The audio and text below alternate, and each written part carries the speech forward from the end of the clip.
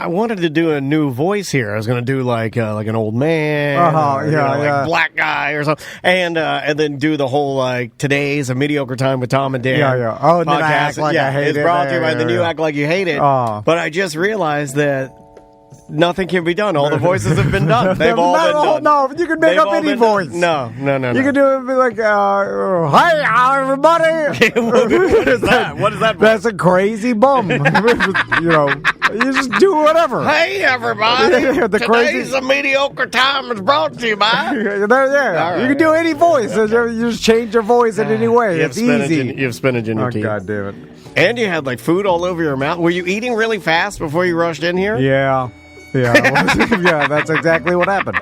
SecuredRoofingandSolar.com. You need a roof over your mouth. I got my roof replaced with Secured Roofing and Solar. So did our lawyer, Mo DeWitt. So did a bunch of different listeners and BDMs. A bunch of listeners use Secured. And if you're interested in solar, they can help you there as well. Yeah, $500 off roof replacement for Tom and Dan listeners only. Yep. So mention you're a Tom and Dan listener and mention, hey, I need a new roof or replacement. $500 is a lot of money, man. That's halfway to a 96-inch TV at Costco. Also, they'll help you out, like if you're selling your house and then the inspector says you need a new roof before this house gets sold, then Secured Roofing can put a new roof on and then get paid after closing. So they could work with you if you need something like that, so you don't have to come out with a bunch of money out of pocket. Yeah, man. So if you're looking for a new roof or if you got any storm damage, they do free inspections, free quotes if you're just need to know how much it costs for a new roof. And you don't want to get up there messing around. They got the emergency tarping and everything that you expect. Yep, it's SecuredRoofingandSolar.com. Hi, everybody. No, come on. Live from the Injured on the Go Just Call Mo studio. It's a blast. It's Orlando's own Tom and Dan. Hello. This is your Mediocre Time with Tom and Dan program. We hope that you will find our presentation precise, joke heavy, and just right. Thanks.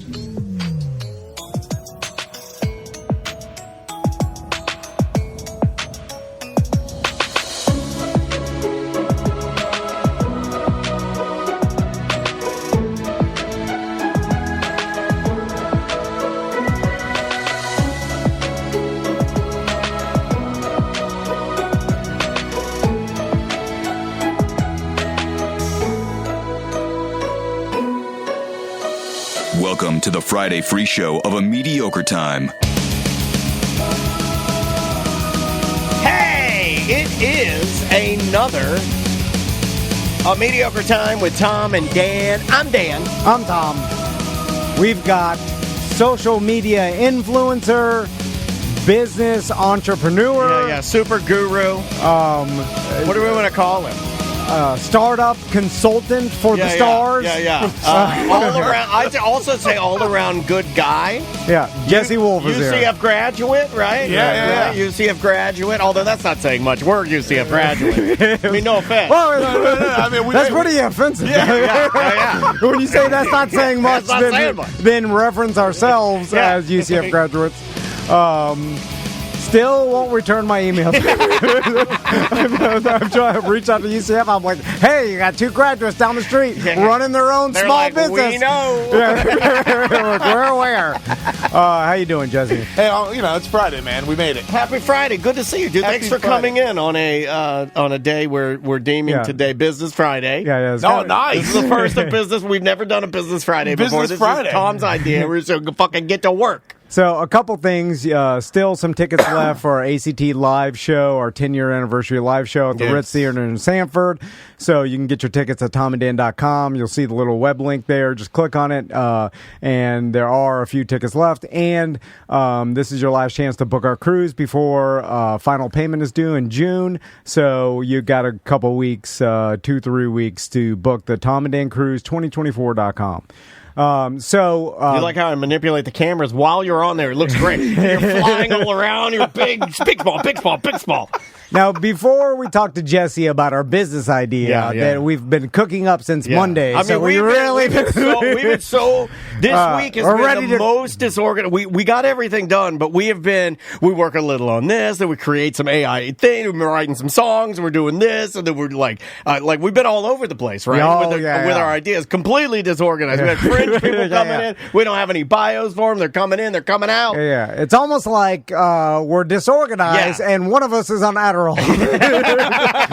So it all comes together. Yeah. And I'm on some new supplements. I don't even know what they are. It's supposed to make my brain smooth. But meanwhile, you've been in erection for 4 hours. Yeah. Did you hear Tyson say that? Seeing. Did you hear Tyson say that? What? Not you had a 4-hour erection? No, Tyson was talking about the Jake Paul. They were doing the conference, and Jake Paul's said something to him, trying to intimidate him, and then Tyson's like, "Yeah, I saw you doing that little dance when you were 13, and then I had a massive erection." You didn't. He fucking said that on the press conference. I had a massive erection, and then everybody online was like, "Oh my god, the real Tyson's back. He's gonna butt fuck this kid. He's gonna butt fuck him. I'm gonna fucking eat your children. I'm gonna butt fuck your ears. I'm gonna fuck your mouth with my elbows." You always really didn't know how to talk shit. No, he says the worst stuff. You're like, what are you? I'm gonna suck the skin off your dick. Okay. You're like, So, sorry, we're going to tangent. We're going to tangent today. Sorry. So anyway, before we get to business, I'll give you a little training update that I thought Daniel would find funny. Yeah, you've been holding this one. So I've been begging for the details. He's like, just wait. Well, yeah, just wait. This happened last night. So yesterday, Crystal decided to take the boys to Dr. Phillips to see Peter Pan. Yeah, because she wants them to be super soft. Because if you want your boys to be super soft, guess whose first play? Raise your hand if your first play that you went to with your mommy, who was a music teacher, was Peter Pan starring TV's own Sandy Duncan. Right here, motherfucker. No way. Sandy Duncan flew through the bob car. I didn't even know what a play was until I was like 27. I don't say that. I'm not cultured at all. So anyway, she and I tell Crystal, I'm like, she's like, I want to have the boys experience everything in life. And then I'm like, you're letting them experience too much. They've already experienced life. They need to suffer a little bit. Yeah. They have TikTok. It's fine. They need, they've already been through everything. Yeah. They traveled. It's like Hawaii, AJR, Peter Pan. It's a good ass too life. much. It's a good ass life. That's funny. So in that order. So anyway, they're at this play, which, by the way, 35 minutes into the play, Tommy leans over to Crystal and he's like, I just realized this wasn't a screen. He thought he was watching a movie for the first half an hour. Did he have his glasses? He had his glasses, but we haven't checked his I think you have to check it every year. There's some maintenance involved. Anyway. Maintenance involved. Little tune up there. So I'm at home and you are jag off crazy. There's only so much. So after that, I'm just looking around for things. So then I wander onto my training app, and then I'm like, I wonder what I could do. What I have to do this tomorrow. all checks out because I guarantee you, I'll swear on my daughter's life that you jacked off, and then you were still holding your phone. You're like, let me check my training app. I mean, even Jesse's like, yeah, that makes sense. Hand sanitizer, wipe out of the way there, swipe up, right up. So I end up usually on Facebook Marketplace, but I feel like and just to Daniel knows this, but so I'll tell Jesse. I think I told you. So basically, I'm doing this triathlon in 2 weeks. By the way, whoa! And then it's a sprint triathlon, so it's not a real one. Okay, just start saying sprint triathlon every time. But so I started this training in January, and my sister-in-law does this for a living. She's like an endurance trainer, right? Yeah, so she gave me an app. She's like, download this training app. What's the app called? It's I think it's called Training App. Wow! All right. She had to find the one that had the simple name. Yeah, for it, yeah. It If you couldn't be like forget. Uplift or Ready Run or something like that. Yeah. It's called Training Peaks. Training TP. Hey, TP. Yeah. Toilet paper. And basically she Twin Peaks. That's what I was thinking. Yeah. Like I downloaded the wrong app. I've never been to Twin Peaks. Lunch meeting. She basically, gave my whole training schedule from January till the race day or whatever. Yeah. And then each day, and then I just been following it each day. I go on there, I'm like, okay. And it says like, swim 20 minutes, bike 50 minutes. And then every day I just go there and do the shit. It has what you're supposed to do to make you ready for the sprint triathlon. And then she's like, and then I use my watch and then I click like bicycle. And then once I'm done with it, I hit end and then it uploads onto my app. Nice. Right? It's this whole thing. It's a new technology. Well, it's not that new. He's like, I've been doing it for about 10 years. And it was new to me. And so it's just it's a list of like different, like a swim 20 minutes, bike 50 minutes, and then like the next day run 40 minutes. And it's like, that's what I've been following since January. I go on the 6 days a week. I do the shit, right? Yeah. So last night I'm like, what do I have to do tomorrow? And I look, and then I'm like, I got a bike. God damn, an hour and 20 minutes and a swim 20 minutes. And I've seen it incrementally go up, right? Like, so it's gone up over time. So then I've never really done this. I'm like, what else is on this app? So I click on it, and like, so I click on my bike, and then it has like, some other information, and then I scroll down, and I see workout details. And then I'm like, what workout details? What is this? And then there's like a whole paragraph of like, and it looks like specifically written workout details for each workout. Wait, I don't know if you want to say. So your trainer has been typing out every day, like basically, and each one is like, and then they're like zone is like start off in zone 2 for 1 mile. Yeah, then this is what I do on the stupid Peloton. And you watch the colors. Zones you stay in the zone training. And so I'm it's like, for your heart, and you can get into like you like zone 2 is good for fat loss, and zone 3 is a little more aerobic. Yeah, 4 and 5 are like you're really cooking there. I have no idea what that means. Like, and then they're like, and then I go, what have you been doing? Yeah, that was my question. What zone have we been in? Okay. I don't even know what a zone is. We brought a finger in. We had to bring a finger in. I've just been running out my front door fast, slow. It was all over the place. Like so you've been doing one speed? No, it was just all different all the time. Like when I run around Lake Baldwin, I'll sometimes I get lost in my audiobook, and then all of a sudden where am I? Oh my God! Words are everywhere. Help! Why is that man in a tree? Help! Oh my God! There's words everywhere. I was gonna be listening to audiobook, slow old man jogging, and then some old lady will exercise walk past me. Yeah, she's in zone 3. You're in zone 1. And then I'm like, oh my God, I'll snap out of it. I'm like, how slow have I been jogging? Now, like, can I don't even know. Something I did want to know. Did you notice that when we rode bikes the first time, not this last time, but the first time I asked you, I go, hey, do you have anything for your cadence or anything? And you're like, no, I just ride. So, well, that's what it said. It said ride. And then bike. Dan's like, oh, 50 minutes. Nice. Well, no, like I don't ride. When I ride, look, I'm not training for anything. So when I ride exactly like what he's doing. I have a goal. I want to do like 15 miles. I'll go do 15 miles and come back. Yeah. I don't like, or if I'm on the Peloton, I'll go for zones. Yes, that is 100%. Oh yeah, Lisa does.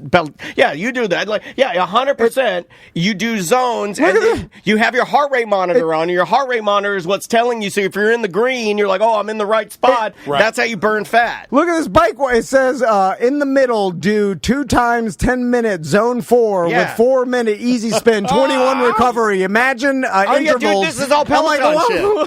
Imagine intervals. I didn't know nothing about any of this. I gotta do it in 2 weeks. I didn't even know this existed. Oh no! I had no idea there was a difference. I'll just bike. I just take off. Let me ask you a question. What? When you're on your trainer, because I've seen your trainer in your bedroom. Do you just ride one speed? You're not doing like, you don't do like a 5-minute warm up and then 1 minute as fast as you fucking can, and then you just spin it out for like 2 minutes. Resistance. I thought the goal was to get your heart rate as high as possible to strengthen your heart. Well, it is, but you want to do it in bursts, and then you want to. I'll get it as high as possible. Like, go! And then I'll stop. And I'm like, start up again as high as possible. And then I'm like, go! I figured it out, Jesse. I figured it out. okay. So when he got the plan from his trainer, who does this professionally, he opened up the training and saw that he had to bike for 40 minutes.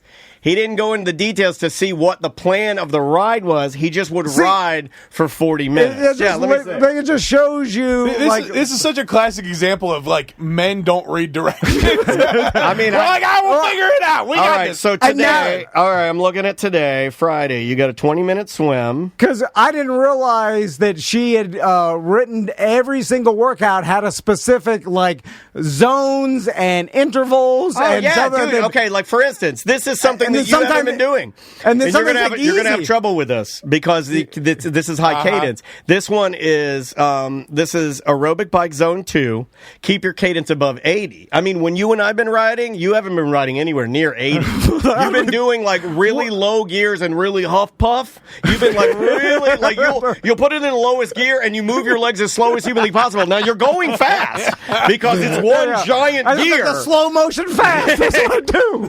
Slow motion. Here's the $1 million question. Man, I wish you'd shown me this about 5 months ago. This is bad because you haven't been training at all. Where's the race? Is it in Florida or is it? No, it's in Florida. Melbourne. He'll be able to do it. I was gonna say because you'll be able to do it, but you didn't train right. Like you're not doing any like. You're not doing any spin-ups. You're not doing any, like... spin-ups, cadence, I don't know what any of that means. Your cadence is the rhythm of your legs. So, like, that's why they do put beats in there. That's why remember when you were saying you liked music, and I was like, yeah, you can use the cadence to make your legs go faster. And you were like, whoa? That's you meant go to the punk rock drums. Right, punk rock drums. Yes. Okay, now he remembers. I'm back. A breakthrough. We had a breakthrough. So, and I forgot to tell you about this. So has Crystal been doing her training correctly? Well... see. Or did you rub off on her? Because I don't know. I don't know about that. I'm not going to let her. Take this one. You probably said, "I know what to do. This is what we got to do." It says 40 minutes. Ride for 40 minutes. And she was like, "Was there more?" No, I know what I'm doing. No, I thought she was doing the girl training, which is different. Yeah, the red tees. The old red. You're going to hit from the ladies' tees, please. So I forgot to tell you about this. So I figured there's a lot you forgot to tell me. When because I also like. I'm loose with the time. Damn, Tracy just fucking fucked you up. Tracy said, you've been exercising, not training. I thought that was the same thing. What's the difference? No, like the plan is, she knows exactly what I'm saying. So like when I go to ride, remember when I was telling you that I'll do like a high intensity training? Like you'll start and you'll go as fast as you can for 2 full minutes, dude, and you're like dying. Then you stop and then you give your legs a break.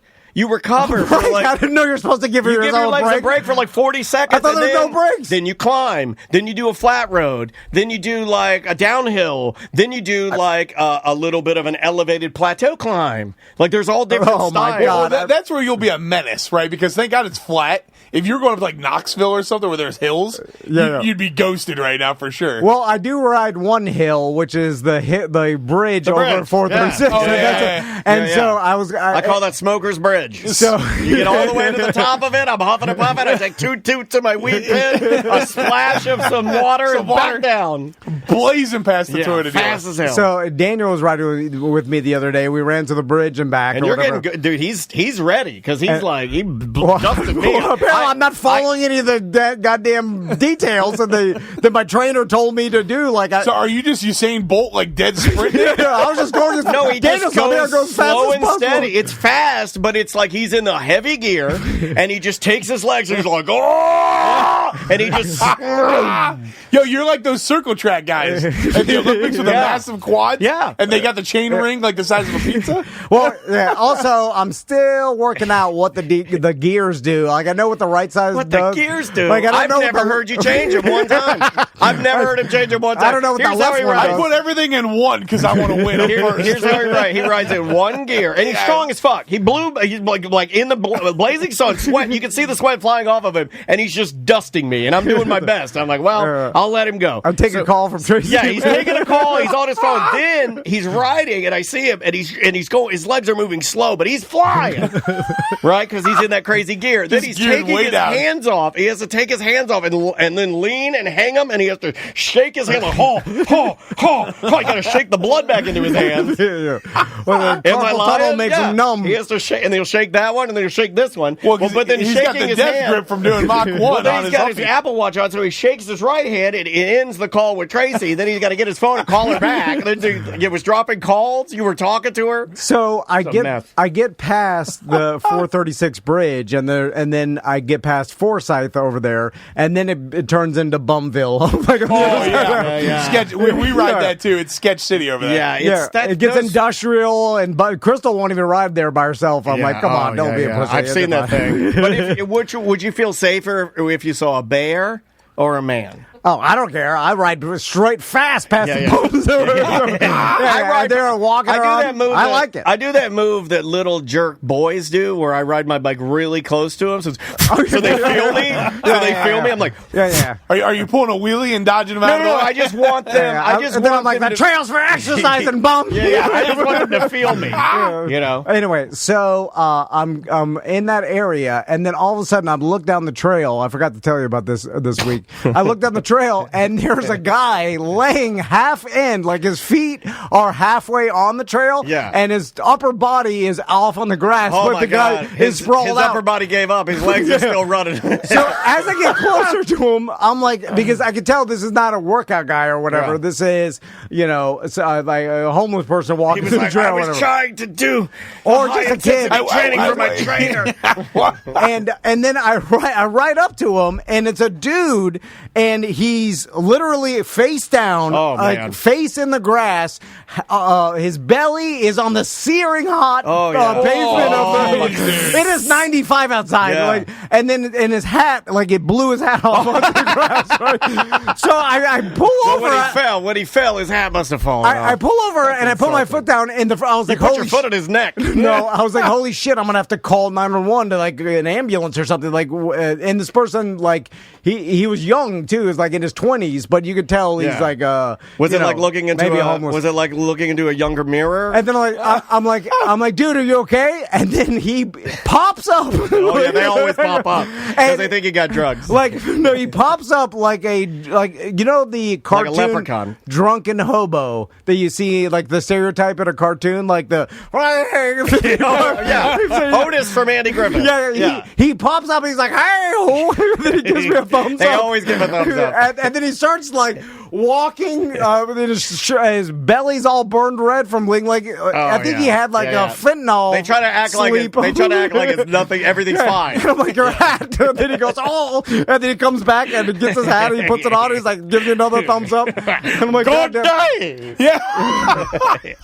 So then I was like, all right, glad I didn't have to call the cops because I was thinking I'm like, I have to stay there, fill out a report. Did he want to talk to you? No. He just he gave thumbs up. I'm surprised you let him go. I'm surprised you let him go. Like after the week you've had with the Fringe performers, hanging out in the lobby, you love to talk to people, man. So and then the last thing I'll say about the triathlon is, so I got my triathlon kit, like the thing you wear during it's it's shorts where we can and see a your shirt. penis, the outline of your cock and balls in there, and your balls will be on the bottom, and we'll see them, and they'll look like dog balls. They'll be spread to the side with that little weird area in the center. And then your dick will go straight up, and we'll know exactly which area your dick goes. And because you shave your pubes, I'll be able to see every fucking vein in your cock. Every single vein. So we get it in, and No.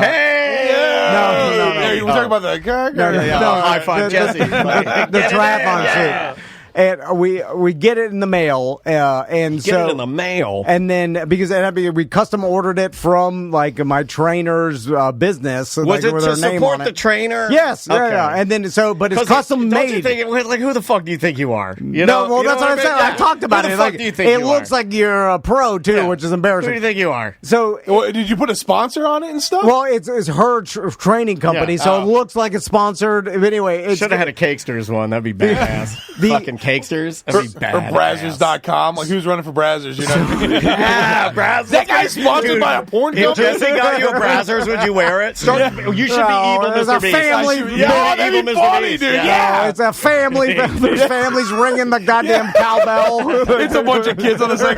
Here comes Tom in a Brazzers uniform. His boys know what Brazzers is. The nipples are cut out right here. So I put it on and I zip it up in the front or whatever. Yeah. And you're supposed to leave it unzip it, you're supposed to have an Italian horn necklace on. And then I'm like, God damn, this thing is so tight, right? And then Chris is like, it's supposed to be tight. That's how they wear right there in your bunghole, like Hager slacks. And I'm trying to pull the shorts part down, and I'm like, it's too tight. I can't move the arms. And then I look were down. You acting like a little baby when he's clothes shopping with his mom? It's too tight. It's too tight. I got weird it. And then I look down, and it's cutting my genitals into fat camel toe. And you know what sucks? You know what sucks? The way that we're designed, there's no symmetry. It's going to be one ball and a cock to the one side and a ball to the other. There's no symmetry. But it's like it's cutting meat in half, like a ball of meat, and then I have this big camel toe. It's like if you took saran wrap over ground beef and then used your hand to karate chop through it. That's exactly what it's like. I'm like, is this supposed to be right? She's like, God, it looks so tight. Like, I bet you guys fucked though, didn't you? No, that would make me horny if I'm like trying on the kit with my wife and we're both naked. So I realized what happened when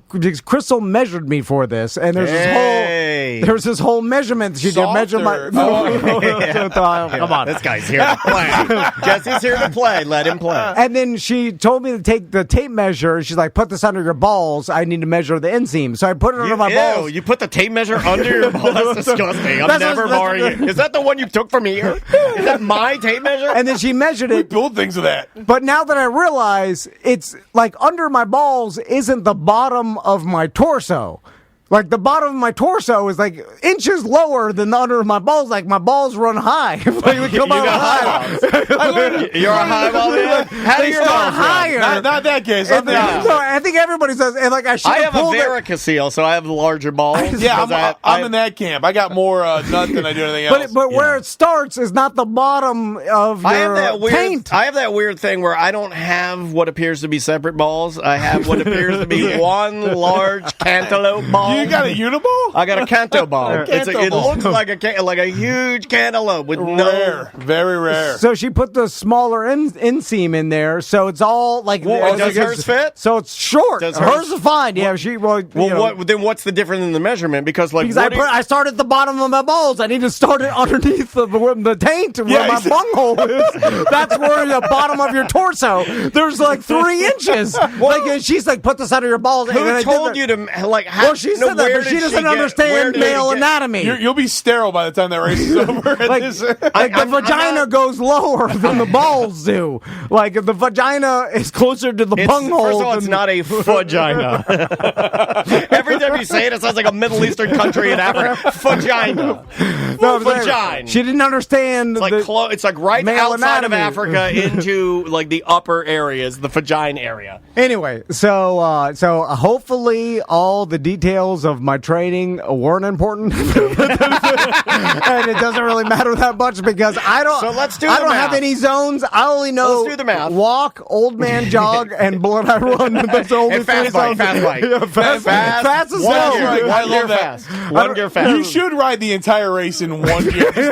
You just get there and tape up the gearing. He's going to. He's going to. I've never heard you switch gears one time.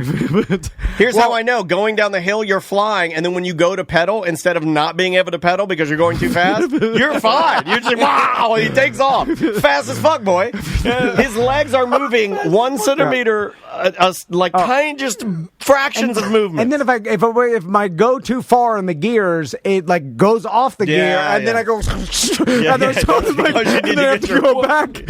Like I have to click too back. I'm like, because you need a little help on your bike. Yeah, your bike needs to get a workup on it. I don't know. This is 2 weeks. Are you doing a full blown 26-mile?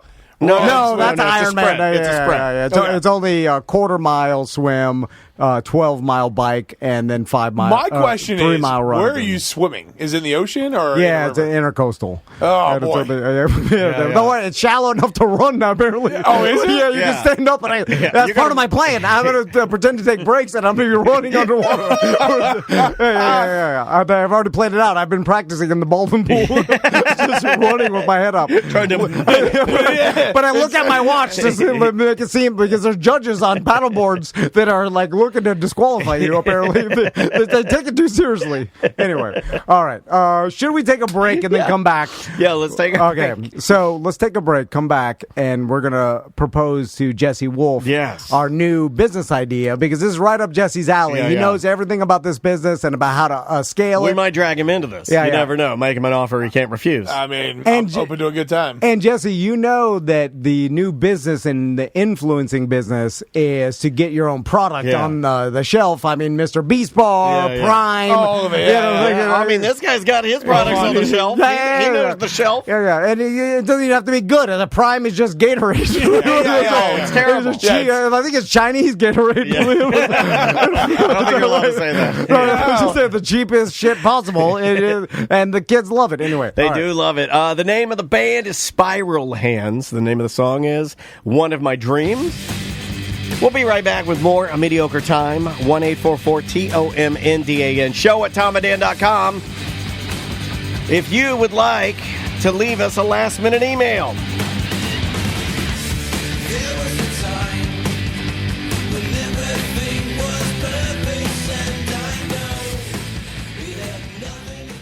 StreamlineFlorida.com. If you have any mortgage questions, you're looking for anything mortgage related, you're looking to buy a house, you want to pre-plan it out just so if interest rates change, you could be, have everything, all your ducks in a row before. Yeah. Can I be honest with you? That's how to get the best value, is to get early. Yeah, it's like gambling. Like when you said, do you have any mortgage questions? The answer to that for me is I have all the mortgage questions. Yeah. But I just used Brian and my wife.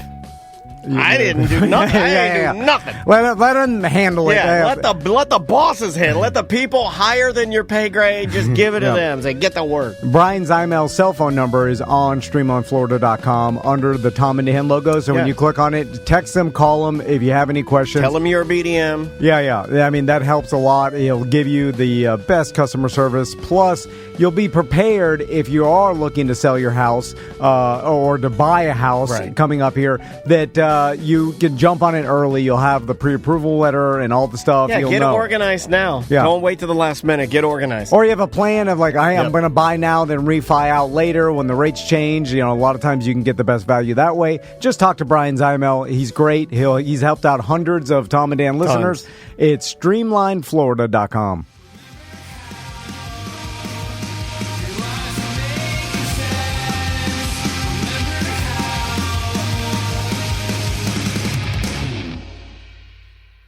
Oh, that caught me off guard. I was prepared for it, and then it caught me off guard. Welcome back to A Mediocre Time with Tom and Dan. I am Dan. That is Millie with Spilling Ink. Welcome back to the show.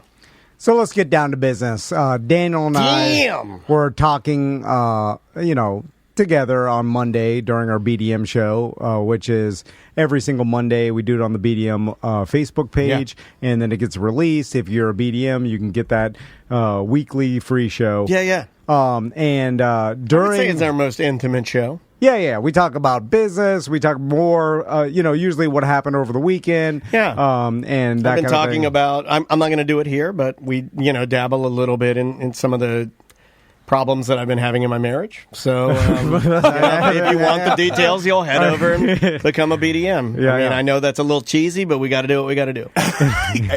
Yeah, because it's honest. It's real. It is a different show because it seems like we're talking to a smaller, intimate We've convinced ourselves that, but it's all the same five people. I feel like it's the same five people. But I see what you're doing there. You're hoping someone in there is a certified therapist and you're getting it for free. No, I stopped going to my therapist because she said I'm good to go. But Joke's on her. I am not good to go. I am better than, worse than I've ever been. So Daniel brought up boiled peanuts. And Andrea wanted me to make them for Mother's Day. That's why. Yeah. I went over to Clemens, got me some green nuts, and made me some boiled peanuts. Shout out to our friend's dad who still works at Clemens.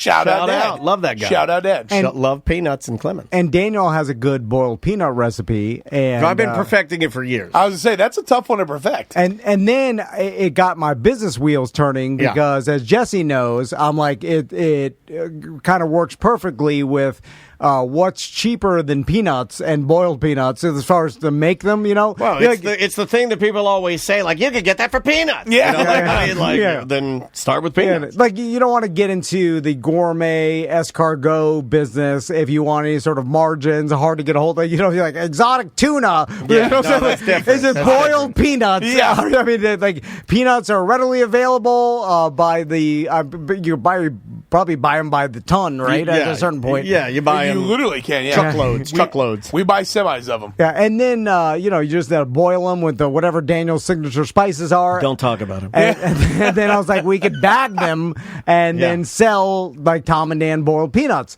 But then... Well, we're not fools. Like, we're not dumb enough to think that it's just the peanut as the vehicle for the actual item that we'd be selling. Yeah. There's a lot more to it. Well, as Jesse knows, everything's branding. Yeah. You know what I'm saying? Like, and I'd say Jesse's a king of branding. He's done quite well for himself. Now, I know when Jesse started Odang Hummus, he cared a lot about the recipe and the actual product. But here at T&E Media, we don't care about the Never have, never will. That's a Tom and Dan problem. We've never cared about the product, and we never will care about the product. Really? It's all about the money, actually. It's always been. All we do is want to make the most amount of money. And if we have the right branding... it's the most amount of money with the least amount of you feeling like we're making that money. See what I'm saying? That's business in general, but We're still, like, there's a part of us, like, we want to make all that money, but at our heart, we want you to still feel like we're just like you. That will come in the branding. Part of the storytelling. We're the relatable brand.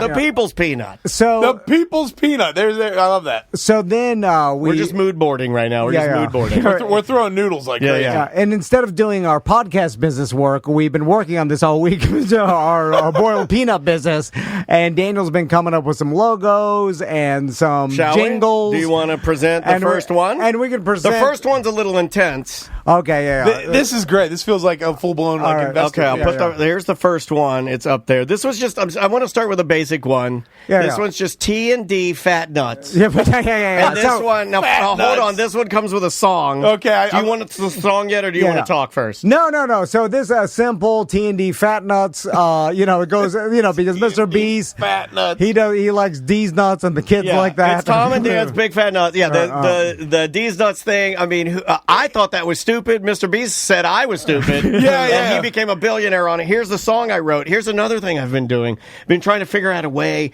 to implement AI without scaring people. Okay. And I figured it out. Oh, boy. You have to, give them some, but also show them that we're going to be friends in the future. So I now present the first song I've ever done with AI singing the hook and me being the hype man. This is Tom and Dan's Big Fat Nuts. All my stars, you got big fat nuts. Oh, my stars. Oh, my stars. You got big fat nuts. Them nut. It's T&D, baby. And we're driving you crazy. It's like Pitbull. It's T&D, baby. We got the big fat nuts. Sing it. Why is this a banger? Why is this the summer anthem right here? Summer anthem.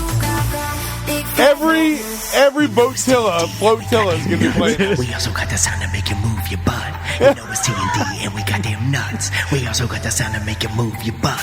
You know it's T&D and we got the nuts. We also got the sound to make you move your butt. You know it's T&D and we got them nuts. We also got the sound to make you move your butt. You know it's T&D and we got the nuts. We also got the sound to make you move your butt. You know it's T&D and we got them nuts. We also got the sound to make you move your butt. Nuts. And then we get Steve Aoki to...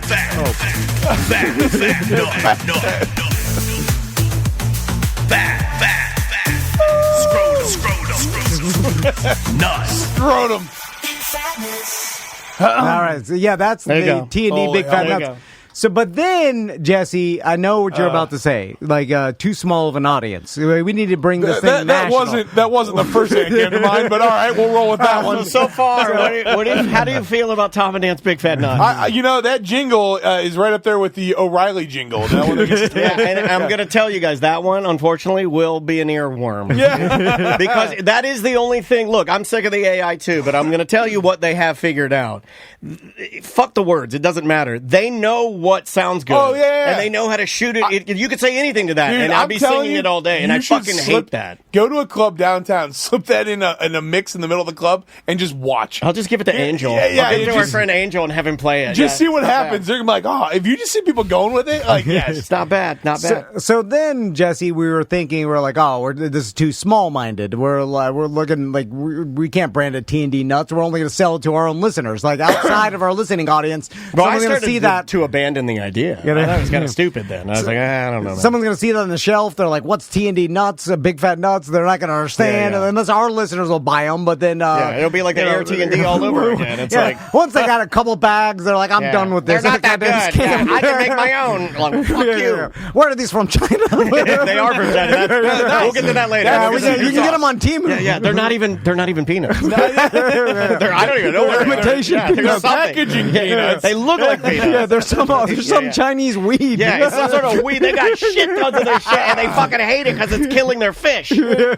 So anyway, then we're like, we got to think outside of our own T&D Nuts. We got to start branding it like, global domination. Which one am I going to next? Well, let's go with the Western one because we were thinking of Stubbs barbecues. I'm bricked up for Western. This is one of my favorite ones. This is fire, dude. T&D Southern Nuts is a good logo. Yeah, I like that. T&D Southern Nuts. Like, I thought this one was a little more like Country Bears. Yeah. A little more like... Big fan of Country Bears. It's a little Texas, but we're not Texas, but there are cowboys in Florida. Let's not forget about the shout out Florida Crackers. Florida Crackers, man. Got to give it to our cattlemen out there. And this is what I was going. This is the true Florida Southern Nut brand. Because you want the customer to believe, just like Stubbs Barbecue. How much it broke my heart when I realized Stubbs wasn't a real man. He said this every day. This motherfucker's like... I was so sad. Yeah, it's the only time I've ever seen you show emotion is when you found out that fucking Stubbs was fake. Stubbs isn't a real dude. He's like, I was like, Stubbs, you broke my heart. But then he went on this whole thing about how he can't trust the government now, and they lied about a black man on the bottle. Stop paying taxes. I'm over it. My wife is saying that. My wife is saying right now that she loves this logo, and she feels like she has to weigh in because she has been helping me perfect the actual flavors of the nuts. Like, she knows, she's the only other person that knows how to make them, like I make them. Yeah. Is Andrea Dennis. So then we were like, you go with the Western theme, and then someone's like, these Western guys know how to make nuts. These Western, Southern Western guys. They don't know. I mean, chat room the buying public is... Chat room coming in hot. They said, what if it's a T&D's Southern Gentleman's Nuts? That's not bad. I like that. That's not not bad. The Southern Gentleman. It elevates it. It also gives it a little... to Jack Daniels, right? Yeah. Like a little tip. So then, just the tip. We were thinking, we're not pandering enough. What's the next one am I going to? Let's go with the Freedom. Oh, hold on. Okay, Freedom Nuts. Okay. Freedom Nuts. Okay. So then, what do you think of Freedom Nuts? I'm into Freedom Nuts. And you can see all of these, if you're just listening, you can see all of these on our YouTube channel or on Twitch. And I highly suggest it. I mean, well, look at that logo. Tom and Dan, and now we took the Tom and Dan out of it because of because it sounds kind of gay. It's also distracting. You don't want gay with your eagle. So then we're like, we just got to call it straight Freedom Nuts. And we wanted to call it straight nuts, but so we have the eagle, the American flag. Then we'll put on the package where like 1% of all sales go Wounded to freedom. Warrior. No. We just say freedom. Don't put a real one. Don't put a real one. He's right. This is why he's so much better at business. I would attach this to something legitimate like Wounded Warrior. And then we get the pantsuit off. But I like Freedom because it's like every check each month goes to bald eagles. Yeah, because because technically we're not helping all freedom. Well, we're not lying because we have to pay taxes, and that technically goes to our military, and that goes to freedom. Correct. So it's actually probably like, what are business taxes? I don't even know. 40% of all of our revenue goes. That's kind of hysterical. Yeah. To freedom. 40% goes to freedom, and then people are buying them. Dude, that would go so viral. That is absolutely hysterical. I know which parades to show up. We'll sell these on our goddamn boat. No, you put them on a website, they go crazy. If we put this right behind a Title Lock commercial, and we're flush with cash. I could sell these out of my truck at the day protest at the right there corner of 436 and 1792. They're always there. Protest nuts. Write that down. Protest nuts. Freedom nuts, right? So, I mean, what about that, Jesse? That's pretty good. That's pretty solid. I like the 1% goes to freedom. And so, did we buy a tank for a veteran? We can get a tank. We can get a tank. Tank America's down the road. Oh, my God. That's how we market it. What if we shoot the nuts out of the tank? Oh, yeah. Yo, no. Better yet, hear me out. Golf cart, T-shirt cannon up top, looks like a tank, and you're just launching nuts wherever you want. Having a goddamn genius here. Then we'll have an Osama target. We'll shoot the nuts out of Osama. We shoot it at him, and it goes in his mouth, and he's like, "Yum! I'm not a terrorist anymore." We converted the terrorist. He's like, "What? I love freedom now." I was like, oh, my goddamn thing won't work. I wanted an alarm to go off when Osama was converted. Yeah, and then we started thinking, well, we could just change the logo to wherever the hell we sell these. Like we sell the Freedom Nuts. What about my God Nuts? We'll target Biff Low. Oh, my Heavenly Nuts. Yeah, but see, the beauty of the Heavenly Nuts logo. I'm thinking Heavenly Nuts, do you see the L on the end? The L is a devil L. That's for spicy. Oh, I like that. Yeah. So it's like Heavenly Nuts, and then the L is like in the devil font, and it's almost like, ooh praise God. It's like naughty. It's a little naughty. I actually dig that one too. These are pretty good. And then we'll say 1% of all sales goes to support God. And then it doesn't really support God. What does that mean? There's no way to do that. But everyone's like, oh, it's my God. We did that. What was the other one we had? Oh, we refined Freedom Nuts. Okay, yeah. So this goes a little further. Well, this is after hours of think tanking. We had landed on this logo. To be a fly on the wall for this think tank, by the way. This was going to be the one. This was it. Because the only other company in the nut game, in the boiled peanut game, is Is it Hamptons? No, it's Hardee's Farms peanuts. Oh, Hardee's Farms is boiled. Yep. Hampton's Farms are your big ones that get your roasted nuts that you see at your ballparks. We're not in that game. But Hardee's comes like boiled already in a bag, and they sell them at Publix or whatever. And then a Hardee's peanut is just a guy with upside down sunglasses and giving a thumbs up. I don't like that. What is that? No, it's just like and then it doesn't elicit any response from anybody. It's just like a peanut giving a thumbs up. Literally zero emotion. So then on our Freedom Nut bag, we changed the logo. Now tell me what you think of this. Are you ready?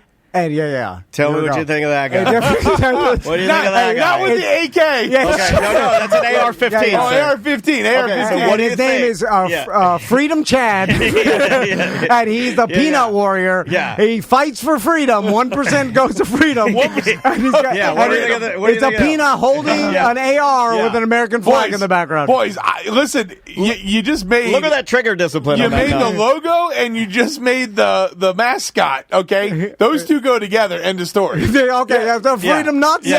So we can do Freedom Nuts. And what do we call him? AR Chad? He's Freedom Chad. What do we call him? I don't know. I was going to call him Kyle, but Kyle. Tom said no. Come on, man. I'm like Kyle the Peanut.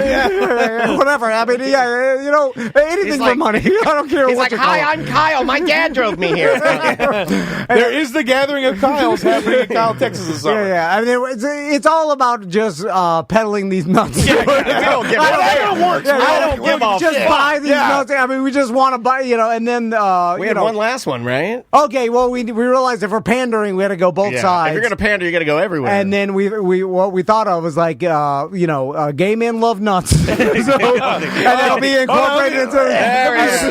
Strap into this. Oh, nice! Just in time for June. Then a rainbow boiled peanut. He's fantastic. fantastic. our mascot. Yeah. And then Yeah. that'll be sold in in the Whole Foods. Oddly enough, this guy's Kyle too. Yeah. Weird.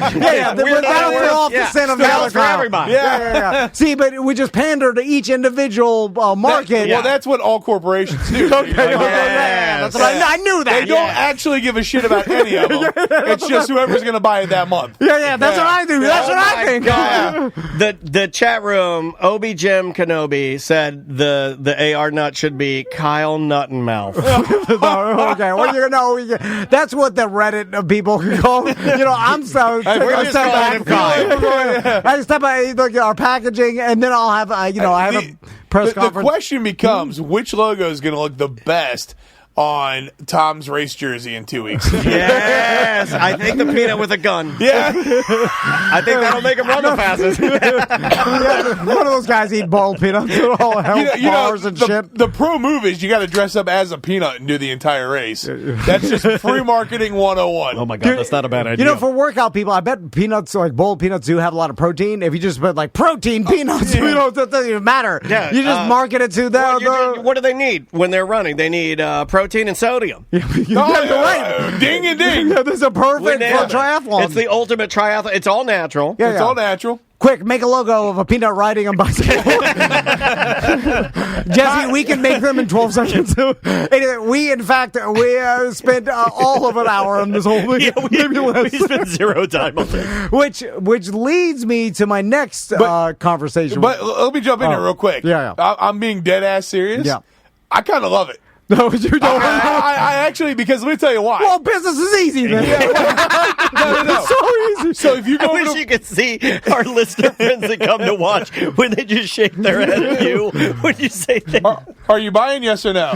See, she's in. Yeah, she loves it. Oh, hold on. I had one more song for the gun one. Yeah, that I didn't was play. hoping we'd have like a I had one more song. Oh yeah, every single one comes with a song. With a song And that we have one's- for marketing. This one's called God, Guns, and Peanuts. I'm already on board. All right, here we go.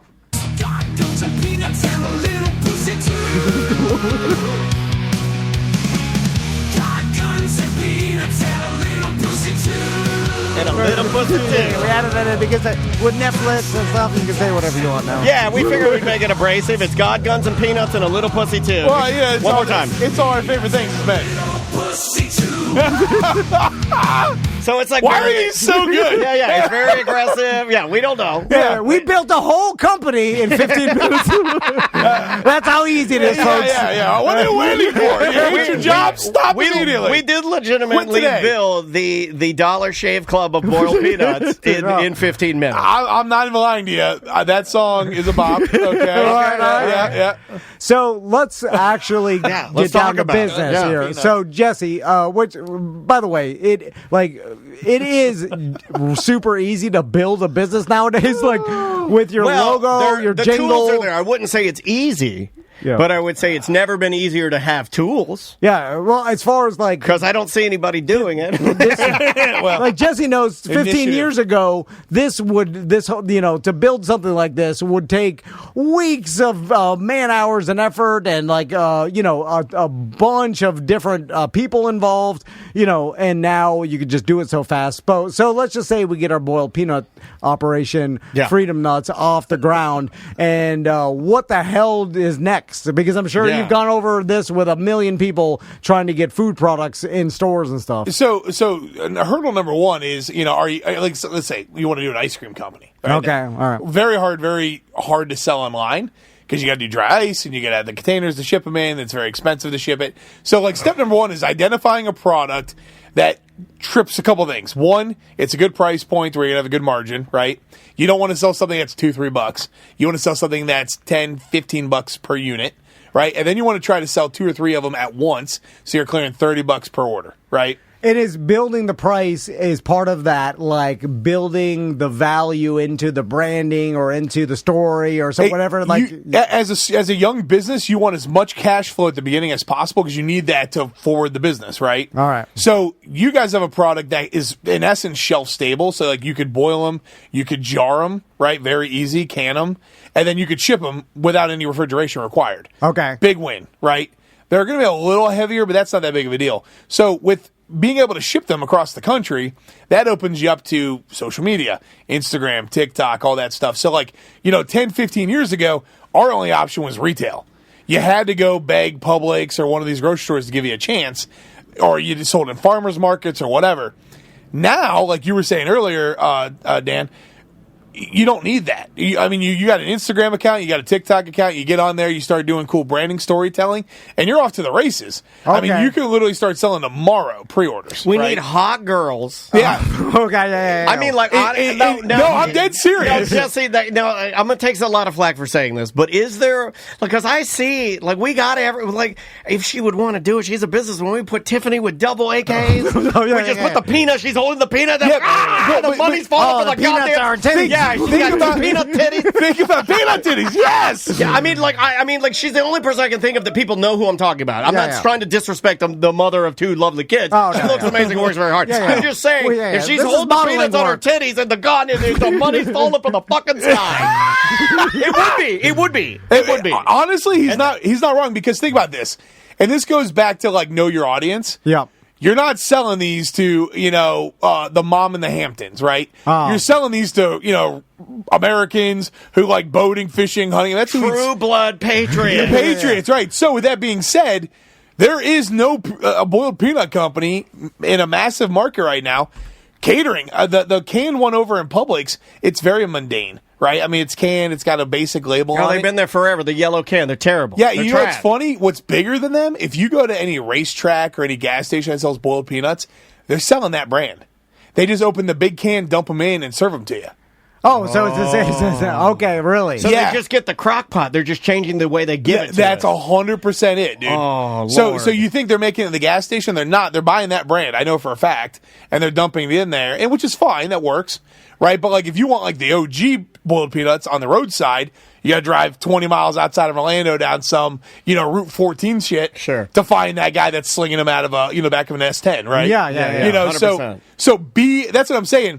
We always look in my space, which is also kind of gross that he's ladling your boiled peanuts out of some sort of crock pot. Yeah, but we're gonna do that too. You're just not gonna see it. Then out of his truck, and it was have you cleaned this in a while? It's a turkey pot. You know he hasn't cleaned it. Have you sneezed inside the crock pot? Yes, I have. Dude, there's a guy out going to, if you take I-4, you get off going out to New Smyrna. He's right there by the biker bar, dude. He's got an S10. Oh, I know what you're talking about. Yeah, he slings boiled peanuts every weekend. The dude's slammed every weekend. No, I know. Now there's some different things you can do. People don't think that we have really thought about this. We have really thought about this. There are people that sometimes include, and this is whether it's a cutting agent or whether it raises your cost, but some people put in some sort of pickled vegetables. Some people include corn, baby corn. Some people include carrots or small red potatoes. So it soaks up the brine, so you get different things. I'm not saying we would do that, but hear me out. I'm into that. Because I was going to say that. I was going to ask you your recipe. What's in there? Is there vegetables and that stuff? We look for Blue Ocean, right? Okay. This market, it's popular. People in the South eat the shit out of these things. They know them. They love them. People move, and then they can't get them anymore, right? If you live in Washington and you're from Florida, you're not getting boiled peanuts up there, are you? Have you ever had a boiled peanut? Okay. Oh, people complain that they can't get them. Now they are. That's my point. One of the only negatives is that they are typically, I think, because of texture only. They're not a gray area food. Yeah, you either love them or you want to vomit. Correct. Yeah. Andrea's that's probably mom, not good for business. Huh? Yeah. No, it's great. It's great because you have diehards or you don't. Yeah. Well, Andrea's mom, for instance, absolutely despises them. My wife, though, can eat all of that. I mean, the entire tub of them and make herself sick. Not intimidated by your nuts. Maisie too. Maisie will sit before dance. We had to change her tights because she had crab boil all down her tights. We're like, change her tights because she's just there eating the boiled peanuts. She's like a trucker, man. Yeah, see, but I dig that, right? She loves them. Hey, I totally am being dead ass serious. This is a really solid idea. Okay, so this would be something if we pitched it to, let's say Shark Tank. I think it would crush. But you think the investors in Shark Tank would be like, if you have, but then would we have to wear overalls though and be like, hey, we've been thinking about this for a long time. We done thought that we done bring these boiled peanuts there to the regular people. Yeah, we have to play some sort of character. Play it up. Knock my teeth out. So I'm curious, Jesse, the going back to now you could just sell everything online. You don't need the stores anymore. The whole chat room says they like him. One guy says he eats boiled peanuts for dinner 3 times a month. That's what I'm saying. Hey, right there, damn, customer. man. Ask him for an order right now. Right. Anyone in the chat will take immediate orders. Pre-orders are live. Pre-orders are live.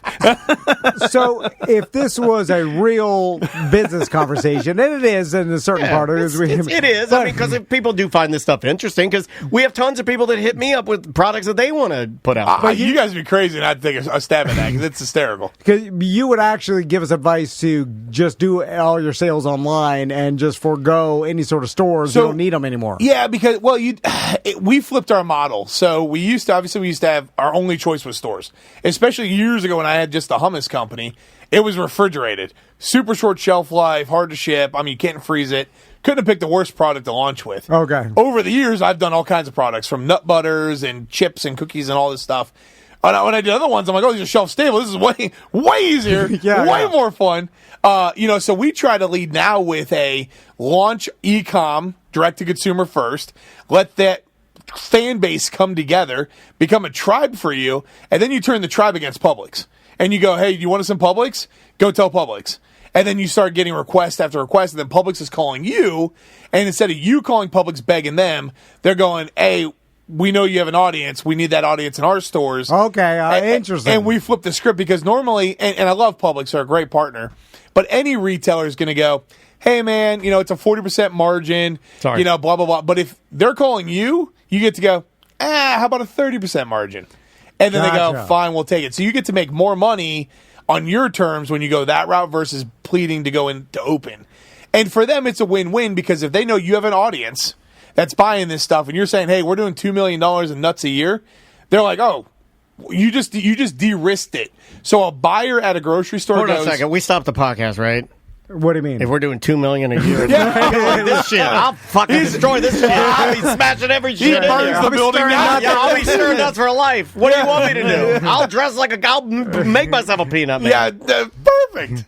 Now, I'm interested in because it's also complicated when you start scaling up your recipe to then package your nuts or whatever. So how is that process? Like, people have their individual recipes that they want to come out. I'm sure you get this a lot. It's like, I make the best oatmeal cookies, and this is my signature recipe. Pull that drop. But then if you want to make 10,000 of them, it becomes way more complicated. Especially when you're working with salt. I've already researched this, dude, for my boy Peanuts. So, okay, two things, right?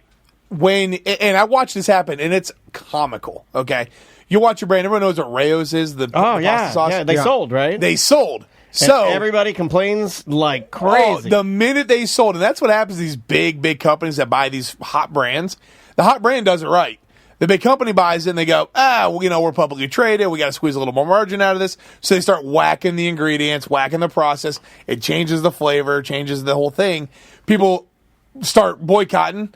The value tanks. So the original owners of Rayo's got like 800 mil, right? God damn. Oh my God. Yeah. I didn't know that. Oh, yeah. I do think the flavor has changed. Oh, yeah. I've done my own test. I don't buy it as much as I used to. Yep. It used to be my go-to because of your trainer, Michael, swore by it. Yep. When they were a smaller company, he's like, it's got the right ingredients. They just family owned. They do it small. They do it right. And that's what they do. So you could scale a brand. And here's the difference of what happened. Yeah. Rayo's, if I had to guess, they're called kettles. They're these huge. I mean, you could swim in them, right? But like Rayo's was probably using 1,000-pound kettles, right? Which is smaller, about the size of this room. Okay. Campbell Soup has like 30,000-gallon kettles, right? Like big guys. That's when it gets sketchy, is when you're trying to make real big recipes. So like with yours, I would just do several small batches and keep it handcrafted small batch. You can keep up with velocity all day long on that. It's when you sell to a big boy and they're going to put you through what I call their network, if you will, right? Their machine. That's when they really try to scale it big time. And it's so funny because I watched a brand, 3 years ago. 8 years ago, it sold. It sold for like $450 million. God damn. They had to dump it because they ruined it. They sold it for $12 million back to the original owners who bought it on a fire sale and are rebuilding it again. So they got paid $500 million. The company nuked it in like 6 years. The big company that bought them, and they bought it back and are resurging it again. That's crazy. That is crazy. It's insane how much money these investors waste all the time. Like, it's like well, let me tell you why. Hundreds of millions of waste. Let's say Campbell Soup, who bought Rayo's. Okay? Yeah. Let's say they wanted to go compete with Rayo's, right? Like to build a premium brand. One, nobody's going to trust them, right? Because it's Campbell's. Like the three of us building something, we're the good guys. We're the underdogs. We care, right? So Rayo's or Campbell's would spend at least $100 million to try to catch up to Rayo's in a couple years, right? So that's why if you watch the sweet spot for acquisition on these brands is usually 100 to 300 million. It would cost them that to almost get there. So it's faster for them to buy them, roll them under the portfolio and hope to God it works, and then fire sell it and take the loss on their taxes if it doesn't. So which is bananas. Yeah, if you think about it, you're like, Yeah, it's crazy. no, it does make sense though when you put it like that. Yeah. It's like plus they don't. I would imagine that some of that you're never going to know what to do as well as the company who's already doing it, right? Yeah. So when he's saying you're going to have to like make up all that time, I mean they're already doing the work for you. Well, and don't get me wrong, Campbell's and you're tried. not going to be able to do it. No, and that's what's always funny. Like when we get It's not into some of these organic cases- either, right? Like it's like you're doing it to try and chase them, which is never a good thing. It's never, you're second, third, fourth place. And again, you don't have that consumer trust. Where like you guys, again, if you launch this nut business and you guys put your fun flavors on them and the inclusions of the different vegetables and stuff, no one's doing that. I get to watch the story, especially what you guys have, on a podcast come to life, right? I'm telling you, the shit would blow up. What you do, too, to make it super unique is that in every jar, you do put pickled vegetables in there, but you only put one baby corn. Nice. And it's the lucky corn. I Who gets kinda- the lucky corn? I kinda dig You that. got to put like something for kids, something for mom and for the family. Like, well, who got the lucky corn? Daddy got it. Oh, you get to make a wish.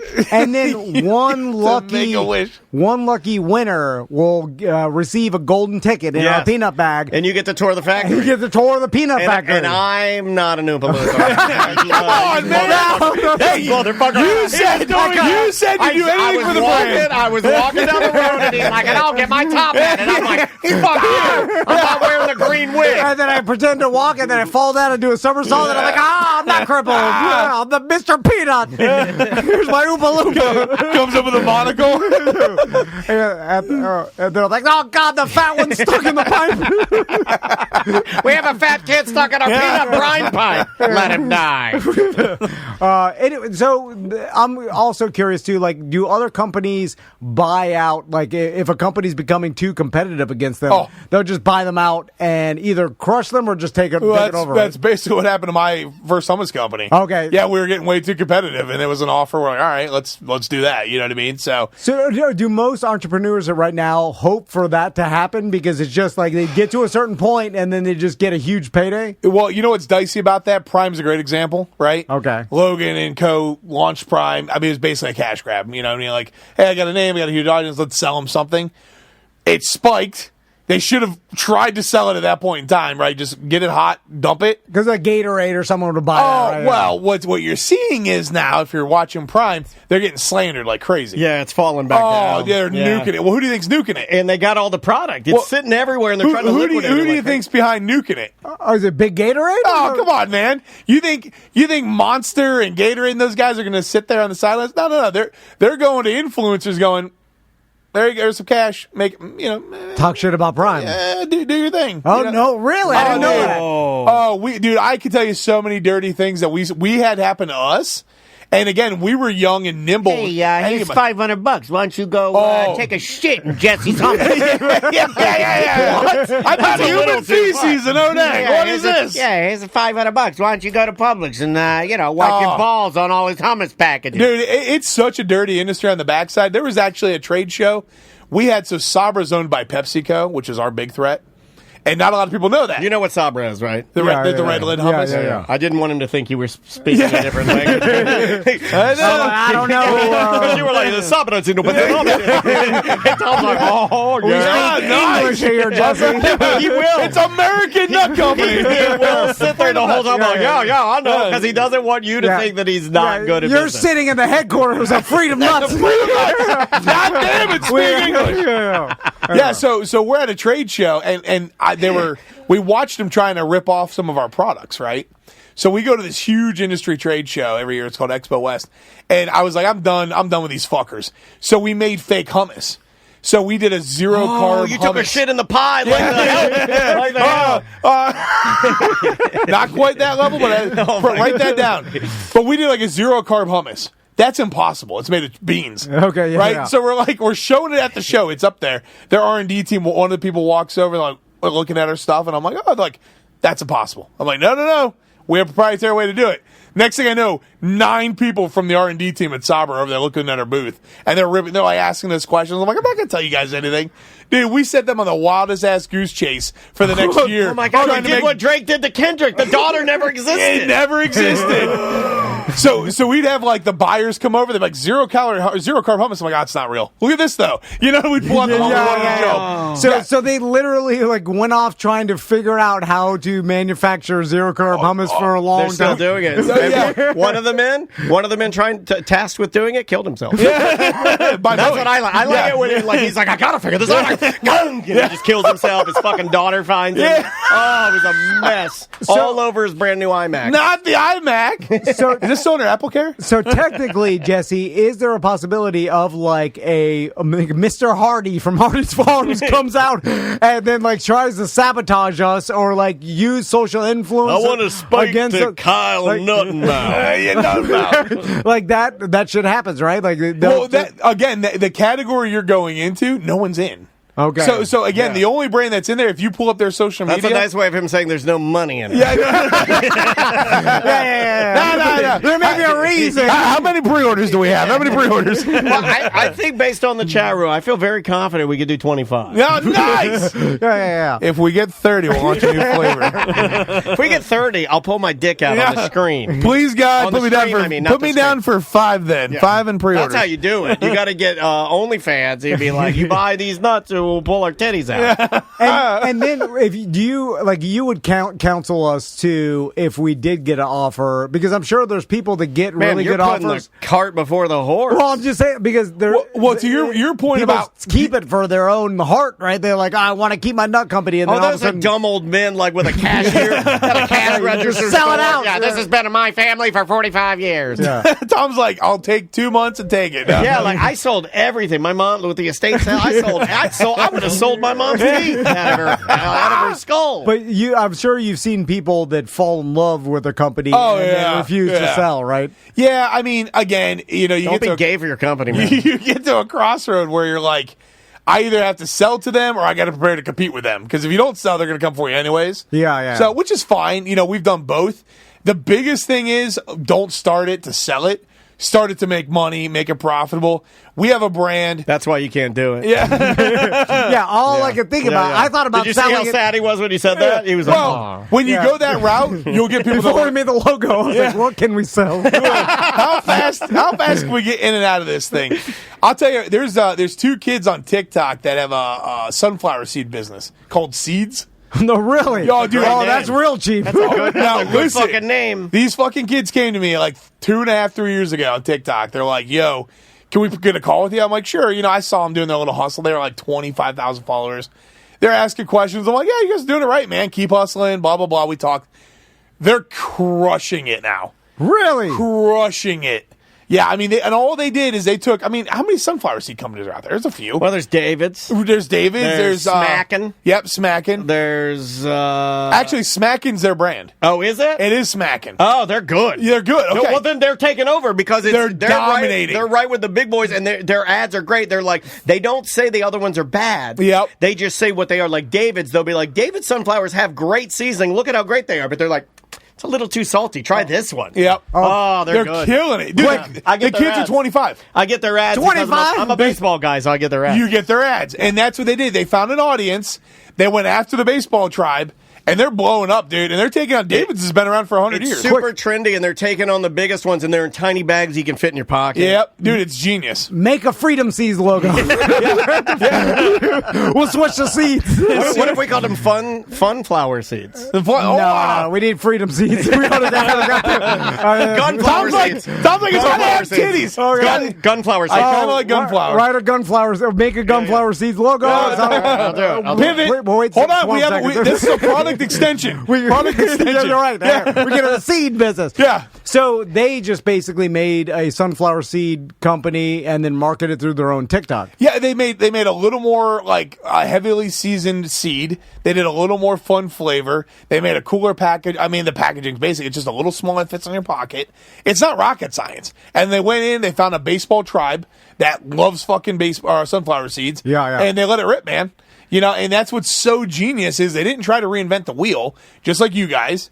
There wasn't a huge competition availability, but there's a big market, and they're carving the hell out of that market. Wow. Yeah. So you think someone will, textbook? You think someone will come around and 100%, buy them? 100%. I think somebody already it seems like they're headed that way just because of the way their commercials are now. They're so aggressively intertwined with the other brands that they're going to get picked up because they're actively talking about the other brands in the ads. A private equity firm is going to scoop them up so fast that wants to go compete against David's or something like that. So that's the thing people don't know is private equity firms buy brands like them all the time. And what they'll do is they'll go, hey, it's growing, it's doing the thing, we're going to buy them out for $60 million. We're going to leave you guys each 10% of it. Keep working, keep doing what you're doing.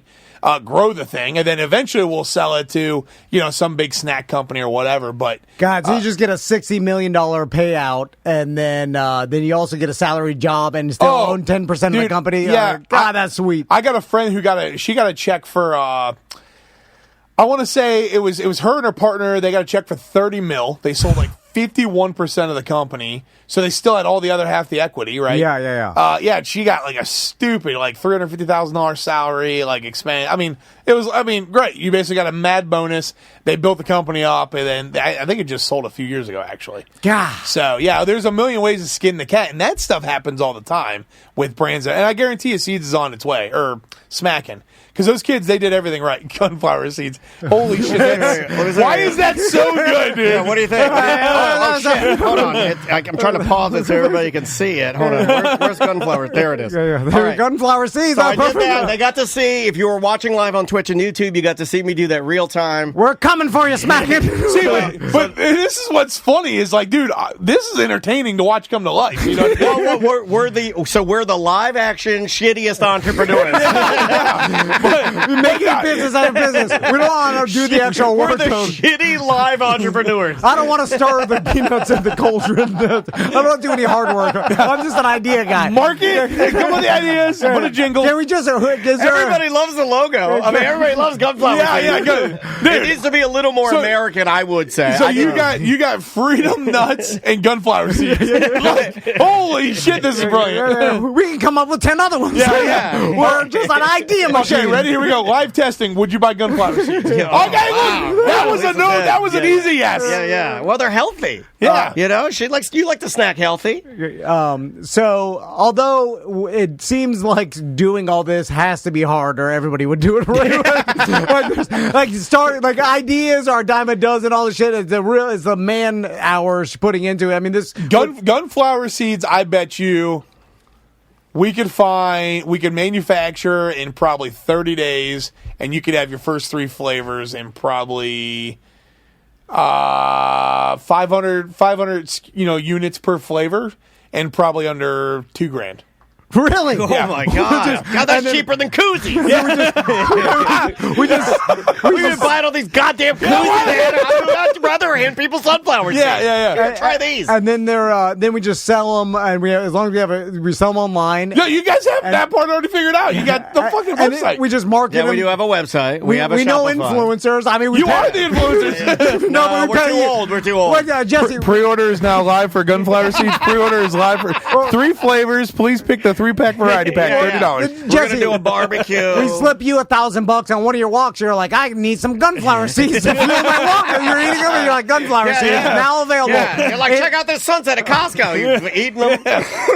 I really get in there, murder my hunger. Then you're like, link in the bio, and then we're rich. And you said they murder your hunger. That's perfect. God. Blast away the hunger pains. Hey, hunger, stand by and stand down. I forget what he says. And then we'll say 1% of all sales goes to ammo. Yeah. Wow. That's so good. Who gets the ammo? Nobody knows. You know what you can do? Everybody loves ammo. Everybody gets ammo. If you want to freak people out, say 1% goes to protect and then bold it, you're right. People hate it. Shit, dude. People hate it if they think you're going to take some shit away from No, you. If you say dude. 1% of every bag of gunpowder seeds goes to Second protect, Amendment rights. you're right. People will be like, fuck yeah. Yeah. And then again, a certain percentage goes to taxes, and then it all. Technically, that's kind of rights up there. Those taxes. It's right your there. right to pay taxes. There you go. It's all, read the fine There print. it is. We got it. Business is easy. Yeah. Everybody. Business is What a easy. great Friday. What a generous company. They help education. They help military. They help. Dude, Gunflower Seeds, the only female-owned sunflower seed. Yeah. And then we'll have a shell, just put it in our wife's name. Maisie's, we'll put it in Maisie's name. Maisie's. Welcome to because business. Amazing Maisie's Gunflower Because Seeds. we can't put it in our wife's name. They'll leave it. Which is pretty funny that the flowers behind it if it's woman owned. That checks out. That checks out. And then Delicate but firm. And then Maisie can be our spokesperson, and then she'll be out there. I'm an athlete. I eat these. Yeah. Then we'll give her a gun, and we'll take the bullets out, and she'll be pointing it around. We'll take the bullets out. Hey, and remember, let's go, Brett. We'll cut it right there. We'll cut it right there. Yeah. She didn't say it. She didn't say it. We just cut it like TikTok She didn't does. say We're for anybody. And then we'll put her in a rainbow shirt one day, and we can see the other side. Whatever. It's just money. Starting June 1st, rainbow shirt. You just pander. All right, how are pre-sales going? We're already sold out. Oh my god! Well, we're sold out of barbecue. All right. Hot flavor. We need to take a break. Let's take a break. When we come back, we could do our. What do you want to do? We have a segment about dumb old men that we want to do. Oh, yeah. Stick around. Want some dumb old man videos? Oh yeah. Okay. Say less. It's just some internet videos of With or dumb old without men. pants. We wanted to have fun today, so we decided to load up some dumb old man videos. All right, back to music. The name of the band is Eric Slick. The name of the song is The Moment. We'll be right back with more A Mediocre Time with Tom and Dan. I put some jazz on the back side of this. We'll be right back. I need some time alone to walk with me. But things are complicated. You've been training for your triathlon, and I don't know if you noticed this, but the last time you and I rode together, we had to stop at one of these little areas where the cars, are passing by. We have to cross over a street. And right there in front of us, almost like we're supposed to believe in some sort of deity, was a ginormous, brand new, mega American Air and Heat van. Like right in front of us. And I was like, I would give anything to be laying inside my ice-cold house, cooled by American Air and Heat. Nothing more insulting when you're on a hot-ass bike ride that's killing you than to stare into the eyes of just glorious ice-cold American Air and Heat. Well, I was going to mention that. I don't know if you noticed. It's getting... Holy! It's hot outside already. Dude! And it's going to be hot for a while. And if We're skipping spring this year, man. Straight to the summer. If you haven't done any preventative maintenance on your AC unit, you need to call American Air and Heat before it breaks down. You need to make sure it's working properly. Also, if you have an old unit, it's going to be working overtime over the summer, costing you a ton of money in energy costs. And make it easy on yourself. And here's the thing. If you get in their system, you don't need to call them for preventative maintenance. Yeah. They call you. Yeah, they'll remind you. They're like, hey, dumbass, get your preventative maintenance. And then Andrea schedules it, and then it's all done. Then you don't have to think about it. Yeah, and if anything goes wrong with your system, give them a call. They'll come out there immediately. But if you need a new system, they offer financing. Yeah, makes it a lot easier. Just do the math, because it gets, I'm telling you, the efficiency and the new systems save you a lot of money. So much better. I save around $100 a month during the summertime. It's AmericanAirandHeat.com.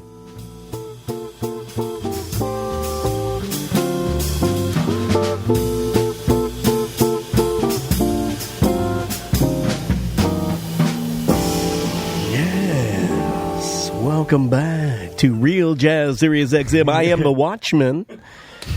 That's a real guy, by the way. I'm probably going to get sued for doing that. That's how he sounds too. Like that thing. When that thing ends like that, here I'll do it again. I'm not. It's not. My deep anxiety enough. was at an all-time low. Yeah, he does. I listen to him in the afternoons, and then the music's playing.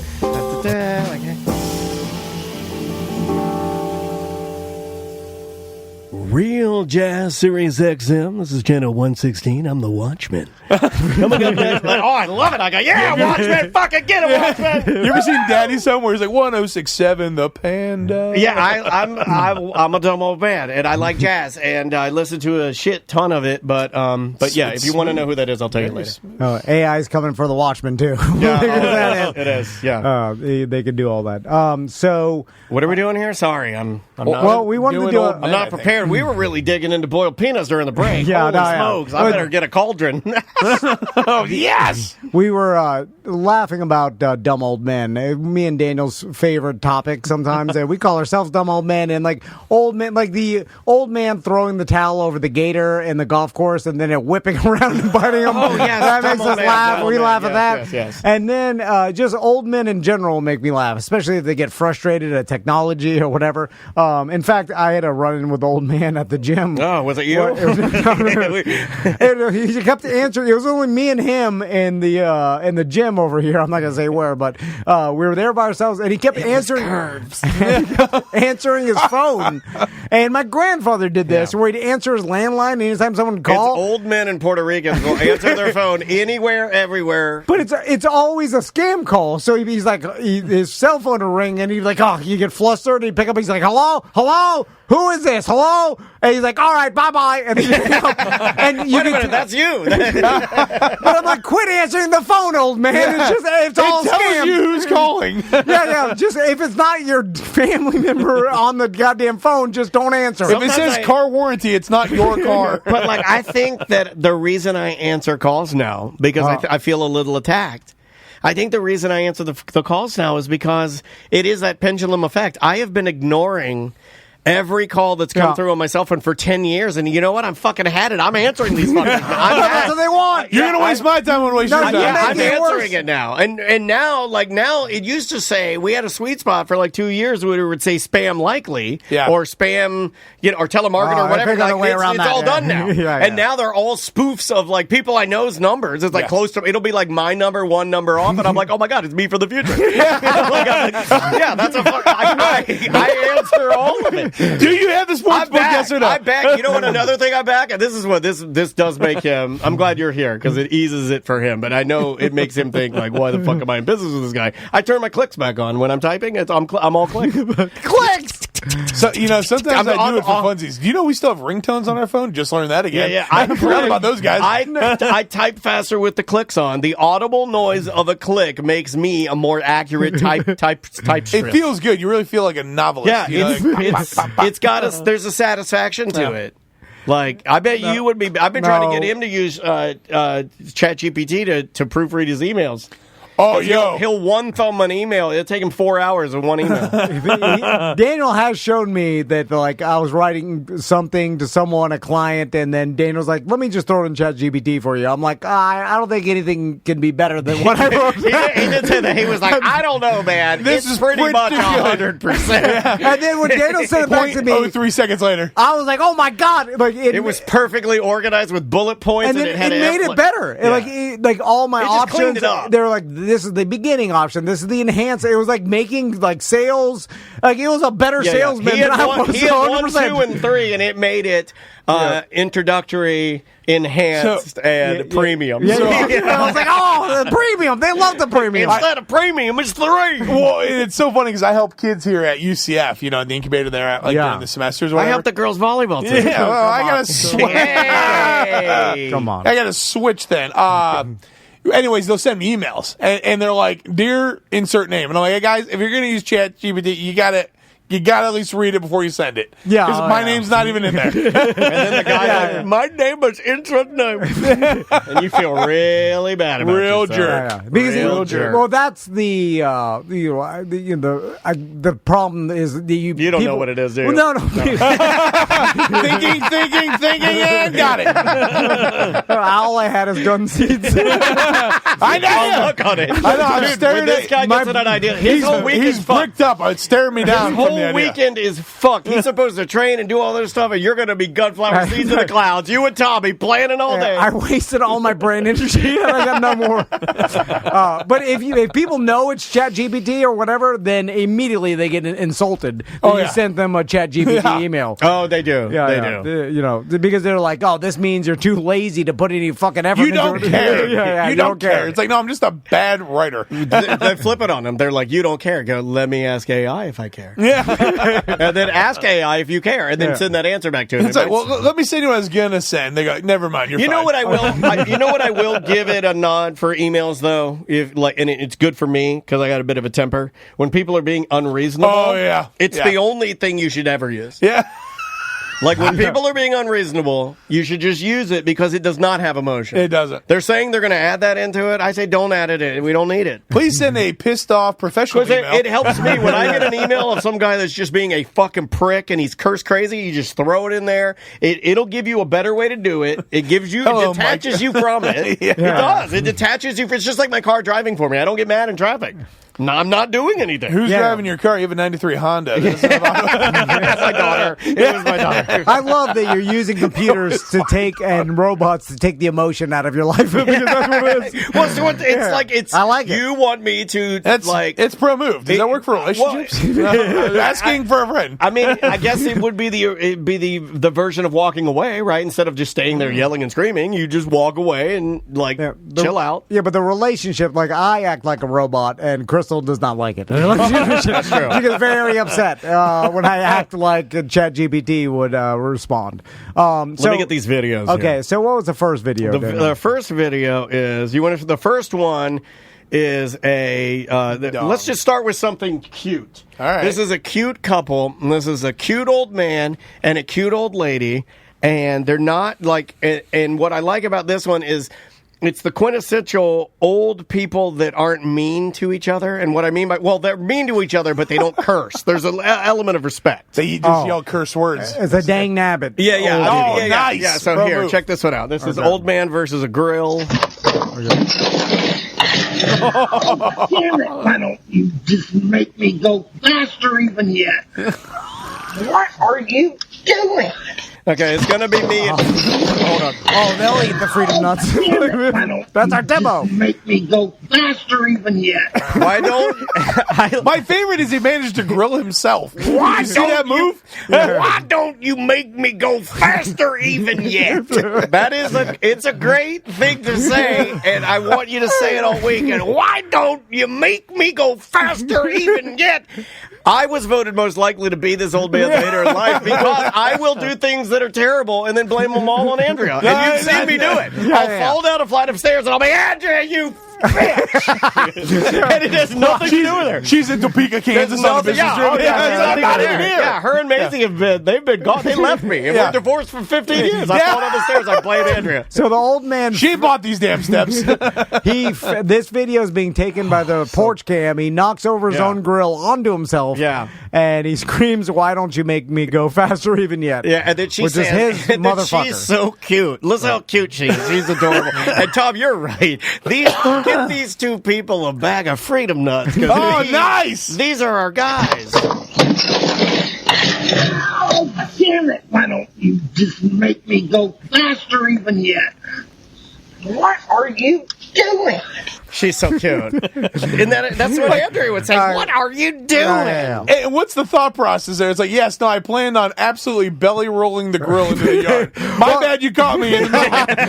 Well, that's what your old lady says to you because she's mad that she's wasting her life with you, and you keep doing dumb shit, falling all over the place. Hold on, replay the video because to your point, Tom, watch the exit here. She doesn't help him. She makes a hard left and goes to the car. Watch. He's in the yard, ass cheeks out. Just make me go faster even yet. And she's gone. She's What like, are you doing? Doesn't help him. Andrew's out. She gone. That'll be Crystal for sure. Hey, Andrew, we just yell at us. All right, yeah. I think yours is better, though, because Tom's, the one that you gave me, I think is better than mine.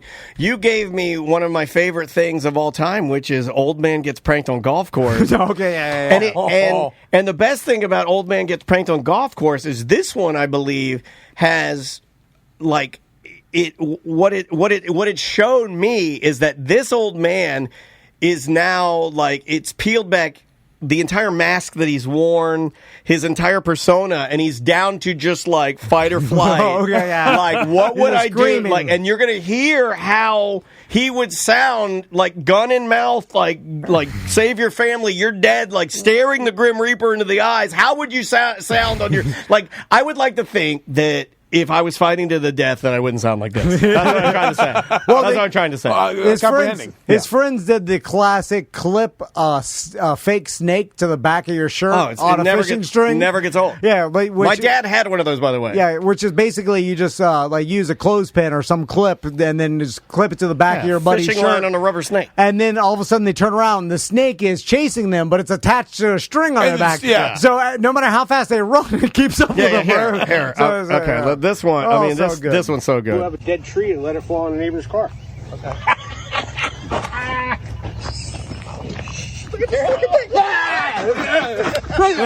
Oh, no! Oh, gosh! Get the fuck out of here! Get the fuck out of here! Get the fuck out of here! Get the fuck out! Now he crashed into his own golf cart. I don't know if you heard that. Yo, it's so good. Watch how hard he hits his fucking golf cart, dude. And he's doing a joke, but he's doing a great joke beforehand. He's doing the like, wow, just let it fall on the neighbor's car. Fuck her! I'm a rich wag. Look at this cocky motherfucker. Yeah, he does an old man joke. Neighbor's car. Okay.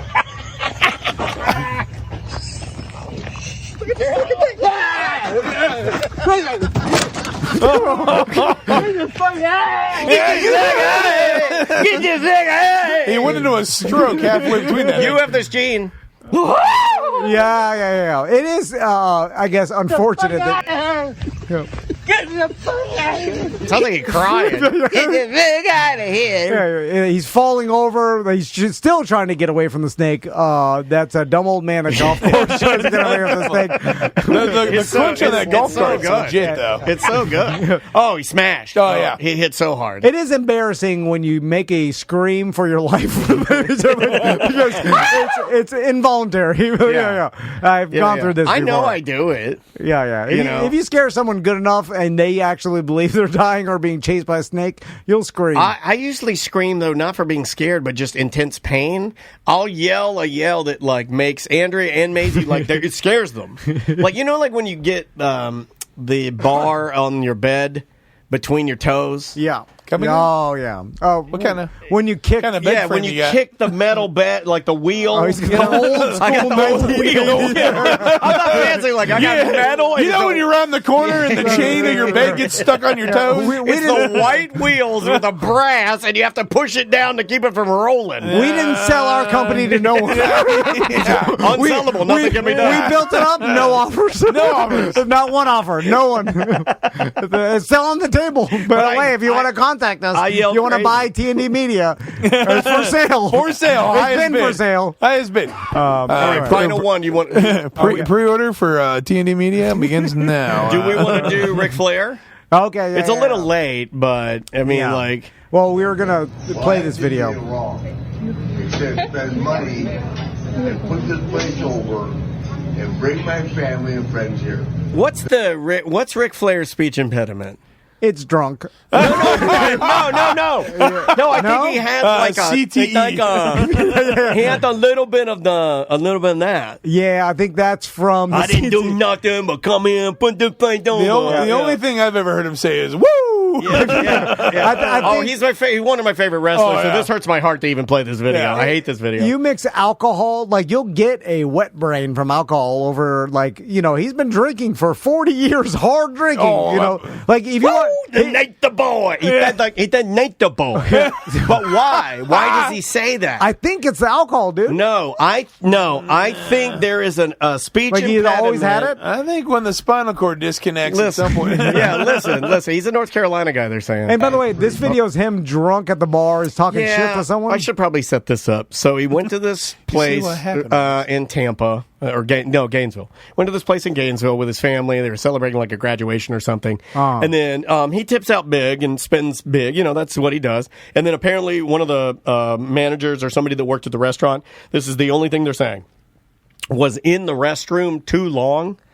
And that altercation between being in the restroom too long and passing and saying some sort of words or altercations took an to old Rick. Ric Flair piss. I'm sure it takes Rick a solid 18 minutes to drain his big snake. I don't have that problem. Plus, he's hammering beer, so he has to piss immediately. Well, you know what he said he had? I think they said he said what he had, and old dudes, and I know some old dudes that do this, where they'll say, like, when people ask him, are you drunk? Have you been drinking? They'll be like, 3 Mick Ultras. It's always 3 Mick Ultras. It's always fucking 3. Yeah.